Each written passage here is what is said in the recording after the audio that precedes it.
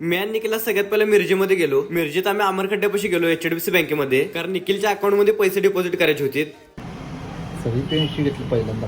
असे पैसे भरलेले रिसिट घेऊन आम्ही बाहेर आलो. तिथनं जर आम्ही रिलायन्स ट्रेंड्सला गेलो, कारण तिथं ऑफर लागलेली 3,500ला 3,500ची शॉपिंग फ्री.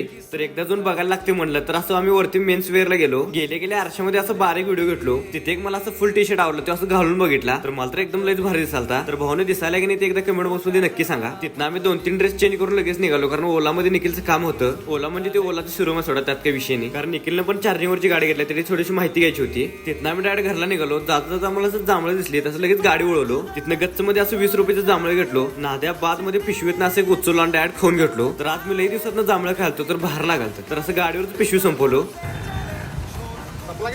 तर असं जाता आम्ही ओंकाराबाईला भेटलो. तर भाऊ आपल्याला बघितलं सपलाग विषयच म्हणतोय. तर आपण सपलाग विषय म्हणलो आणि स्टुडिओवरती आलो, कारण स्टुडिओवरनं मला मोबाईलचं चार्जिंग घ्यायचं होतं. तिथनं डायरेक्ट घरला निघालो. जाता मला जर